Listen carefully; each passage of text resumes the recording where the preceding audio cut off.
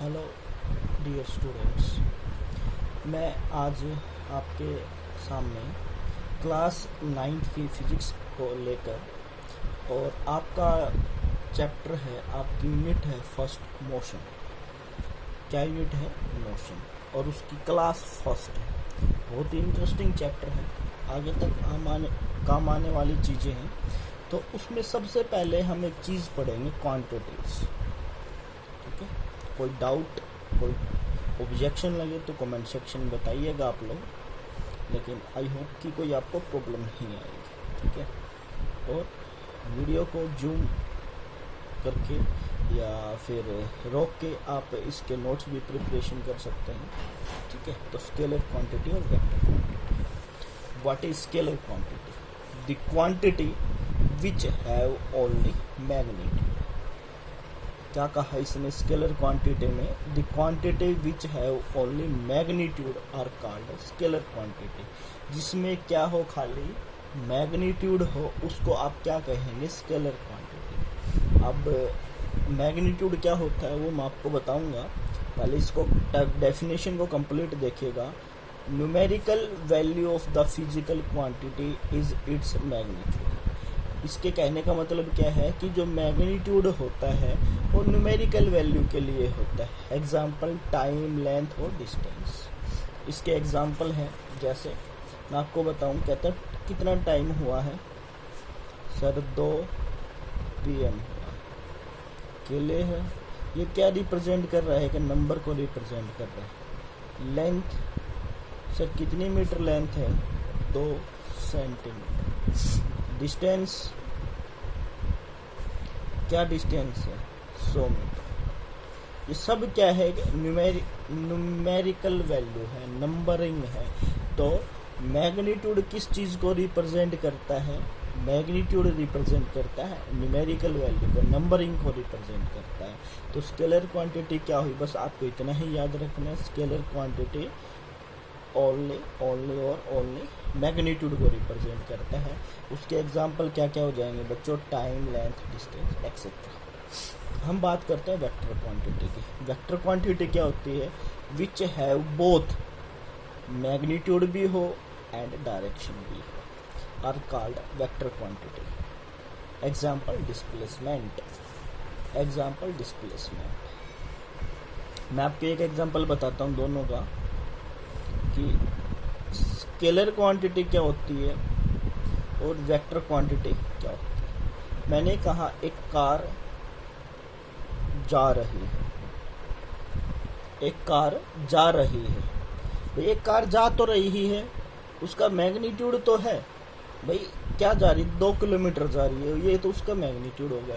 अब ये नहीं पता कि कहाँ जा रही है, किस डायरेक्शन में जा रही है। फिर मैंने वेक्टर क्वांटिटी के लिए कहा कार 2 किलोमीटर नॉर्थ डायरेक्शन में जा रही है। तो नॉर्थ डायरेक्शन क्या होगी? नॉर्थ क्या होगी उसकी? डायरेक्शन। नॉर्थ क्या होगी? डायरेक्शन।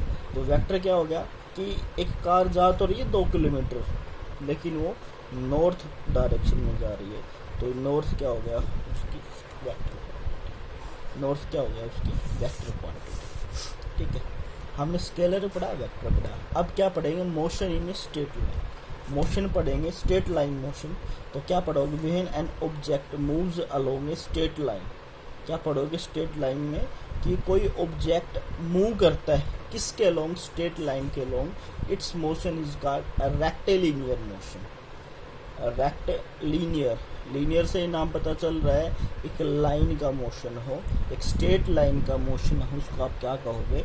Rectilinear motion. इसका एग्जांपल क्या बच्चों? इसका एग्जांपल है motion of a car moving train along straight railway track. कि motion of a moving train along a straight railway track, कि जो ट्रेन है वो एक रेलवे ट्रैक स्ट्रेट लाइन में होता है। मीन्स होता तो भाई गोल सर्कल में भी हो सकता है, लेकिन स्ट्रेट होता है। ये तो नहीं गोल गोल घूमती रहती हैं ट्रेन, ऐसा नहीं है। तो जो ट्रैक है वो स्ट्रेट लाइन का एग्जाम्पल है, रेक्टिलिनियर का एग्जाम्पल है। गॉट इट बच्चों? अभी हम बात करते हैं स्टेट ऑफ रेस्ट और मोशन। कि रेस्ट और मोशन क्या चीज़ होती है। बहुत ही सिंपल डेफिनेशन है बच्चों। रेस्ट क्या होता है? If the position of an object does not change with time. क्या कह रहा है कि किसी ऑब्जेक्ट की, रेस्ट की बात कर रहे हैं, किसी ऑब्जेक्ट की पोजीशन चेंज ना हो, does not change with time, time के साथ वो चेंज ना हो, तो आप क्या कहलाएगा? वो स्टेट ऑफ रेस्ट। जैसे क्लॉक ऑन द वॉल, घड़ी है वॉल के ऊपर, वो चल तो रही है लेकिन अपनी पोजीशन चेंज नहीं कर रही है, ठीक है ना। भी वो चल तो रही है लेकिन अपनी पोजीशन को चेंज नहीं कर रही है, ठीक है ना।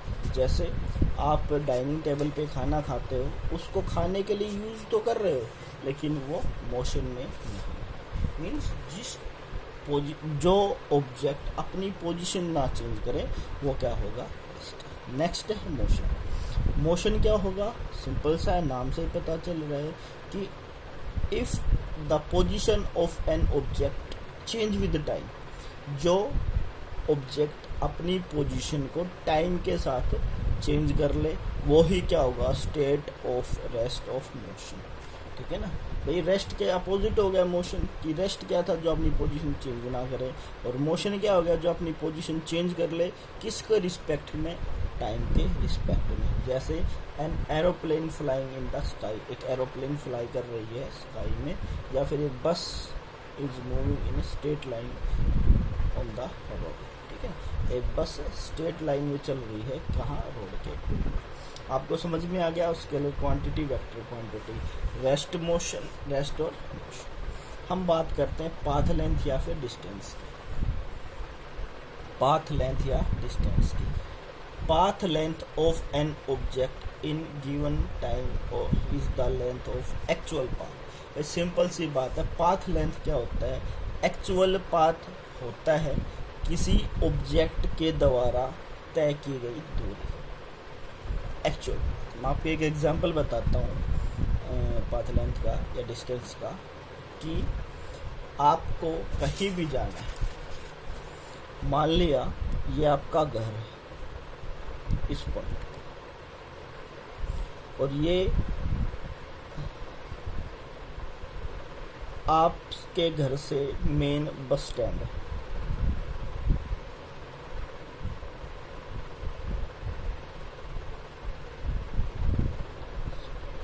बस स्टैंड, ठीक है, आपके घर से ये बस स्टैंड हो गया, और आपको जाना है जयपुर। तो आप कहाँ क्या करोगे? आपके घर से रास्ते के लिए बस स्टैंड जाओगे, बस स्टैंड से कहाँ गए? जयपुर, ठीक है। तो ये तो नहीं है आप यहाँ से डायरेक्ट चले जाओगे जयपुर। सबसे पहले जो आपका एक्चुअल रास्ता वहाँ होगे, बस स्टैंड के लिए बस स्टैंड पे आओगे, बस का इंतज़ार करोगे, फिर वहाँ बस आएगी, फिर आप जयपुर चले जाओगे। ये तो क्या हो गया? Actual path. जैसा आप लोग देखते भी हो गया आपके घरों में, गाँव में, कि शहरों में, कि आप कहीं जाने के लिए सबसे पहले या पढ़ने के लिए पढ़ाई में शॉर्टकट चीज़ यूज करते हो, शॉर्टकट, ठीक है ना। मीन्स छोटे से छोटा कोई क्वेश्चन याद करना हो, कोई मैथ का क्वेश्चन याद करना हो, सर या मैडम इसको छोटा करवा दीजिए, तो वो आपका क्या हुआ? Shortest path. लेकिन मैं बात कर रहा एक्चुअल, जो एक्चुअल चीज़ है वो, ठीक है ना। The path length of an object in motion, किसमें? वो motion in given time, is the length actual path traversed by the object, ठीक है। अब बात करते हैं हम डिस्प्लेसमेंट की।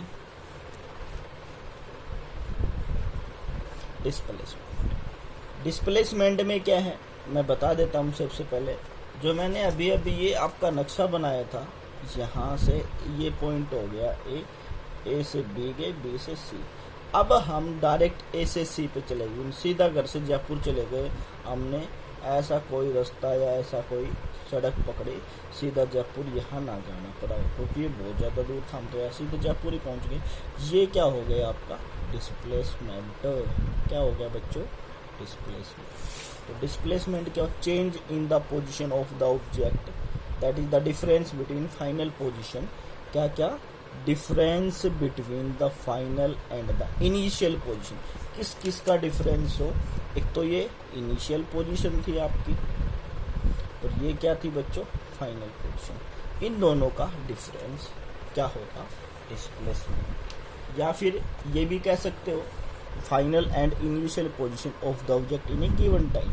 या आप ये भी कह सकते, it is the shortest distance between the two position of the object. आप ये भी कह सकते हो कि difference between the final and the initial position. आप ये भी कह सकते हो shortest distance between the two position of the objects. ये सबसे छोटी डिस्टेंस होती है दो पॉइंट ऑब्जेक्ट के बीच की, ठीक है, वो क्या हो गया, डिस्प्लेसमेंट। हम अब डिफरेंस करते हैं डिस्प्लेसमेंट का और डिस्टेंस का।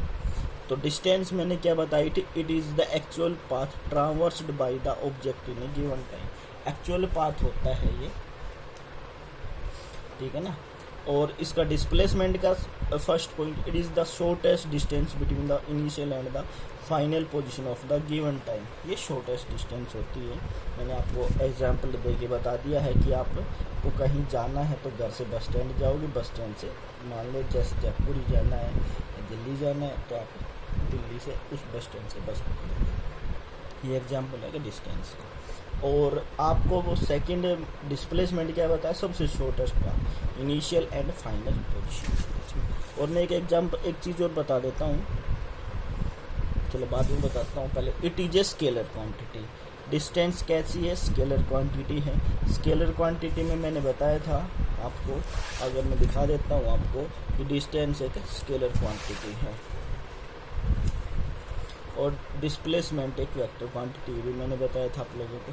नेक्स्ट है the distance travelled by N object in given time is never negative और जीरो बट ऑलवेज पॉजिटिव। बहुत ही अच्छा पॉइंट है कि डिस्टेंस कभी भी जीरो नहीं हो सकती, ना ही नेगेटिव हो सकती। Distance always positive. डिस्टेंस क्या होती है, डिस्टेंस ऑलवेज पॉजिटिव। डिस्टेंस क्या ऑलवेज पॉजिटिव होती है। मैं आपको एग्जांपल बताता हूँ। आपने बाइक पकड़ी आपकी, यहाँ से आपका घर से आपको दिल्ली जाना है, बी पॉइंट, वो है 100 किलोमीटर। आप घर से दिल्ली गए, बिल्कुल गए, ए टू बी गए 100 किलोमीटर, और फिर वापस बी टू ए 100 किलोमीटर आ गया, तो आपका जो आपकी जो डिस्टेंस है वो 100 प्लस 100 हो गई है, मीन्स 200 हो गई है। इसका मतलब यही है बच्चों कि डिस्टेंस आपकी ऑलवेज बढ़ती है, घटती नहीं है, ना जीरो होती है ना नेगेटिव होती है। Distance always positive. तो इसने ये कहा है कि distance can never be negative और zero but it always positive. ये ऑलवेज क्या होती है, पॉजिटिव होती है।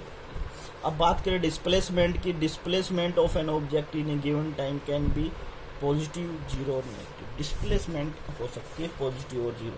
मैं एग्जांपल देता हूँ सबसे पहले पॉजिटिव का कि डिस्टेंस पॉजिटिव कैसे होगी। मान लें आप घर से मार्केट जाना है, घर से मार्केट, ये घर है और आपकी मार्केट है, ये 10 किलोमीटर है। आप घर से मार्केट गए 10 किलोमीटर, बिल्कुल गए, ए टू बी गए 10 किलोमीटर, और आपने वापस घर आने के लिए कोई चीज़ तय की गई और आपको लगा कि रास्ते में बैंक है 8 किलोमीटर पे, मुझे वहीं कोई काम है, तो वहाँ आप रुक गए।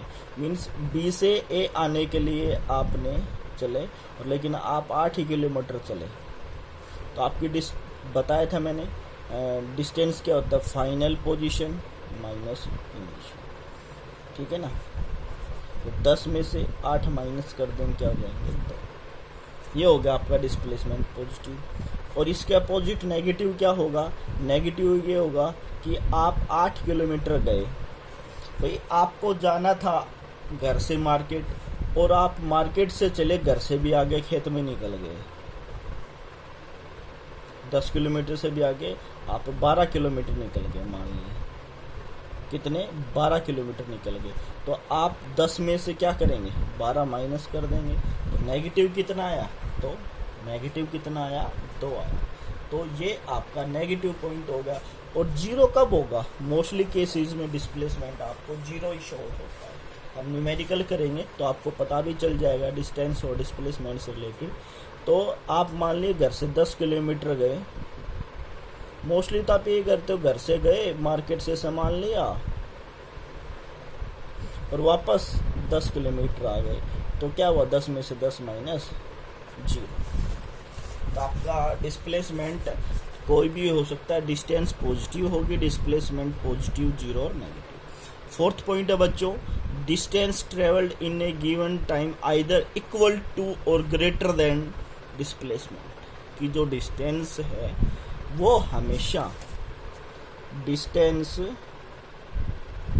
ग्रेटर देन और equal to displacement, but can never be less than और equal to less than displacement. Less than नहीं होता है कभी भी, डिस्प्लेसमेंट ग्रेटर देन और इक्वल टू हो सकता है।